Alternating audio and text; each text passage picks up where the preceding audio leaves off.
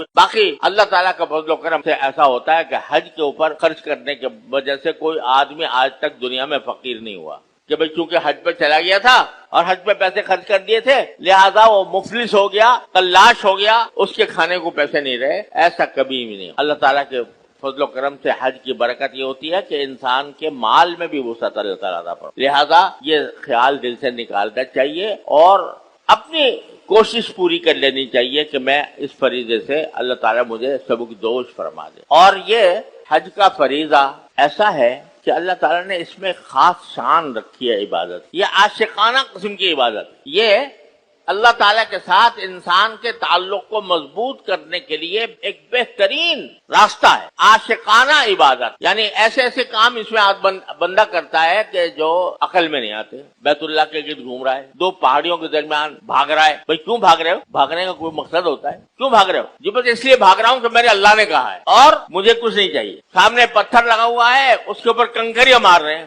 بھئی کنکریاں کیوں مار رہے ہو؟ باقاعدہ اس کے لیے اہتمام کر کے مزدلفہ سے کنکریوں کا گٹھا جمع کیا جاتا ہے تاکہ وہاں سے جا کر ماریں گے۔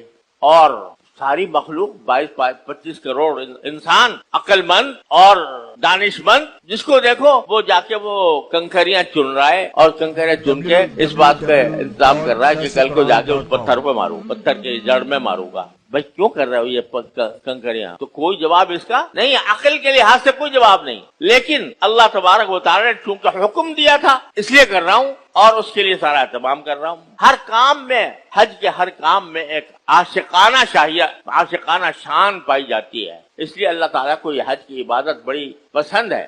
اور حدیث میں آتا ہے کہ من حج فلم یرفث ولم یفسق رجع کیوم ولدتہ امہ، او کما قال صلی اللہ علیہ وسلم۔ جو شخص حج کرے اور اس حج کے اندر کوئی فحش کام نہ کرے اور کوئی گناہ کا کام نہ کرے تو واپس جب آئے گا تو ایسا پاک ہو کر آئے گا جیسا کہ آج اس کی ماں نے اس کو پیدا کیا۔ جب بندہ ماں کے پیٹ سے پیدا ہوتا ہے تو اس کا اعمال نامہ بالکل سادہ ہوتا ہے، اس پر کوئی گناہ کا دھبا نہیں ہوتا۔ حج کرنے کے بعد نبی کریم صلی اللہ علیہ وسلم فرماتے ہیں کہ انسان کا سارا نامہ اعمال جو ہے وہ بالکل سادہ ہو جاتا ہے جیسے اس نے کچھ گناہ کیا ہی نہیں تھا۔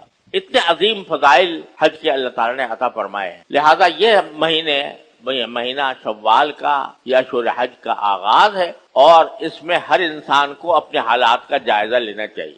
جو معیار میں نے بتایا ہے اس معیار کے مطابق اگر حج انسان کے ذمہ فرض ہو گیا ہے تو بس پہلا کام اس کا یہ ہونا چاہیے کہ میں جلد از جلد اس فریضے کو ادا کرنے کے لیے کوشش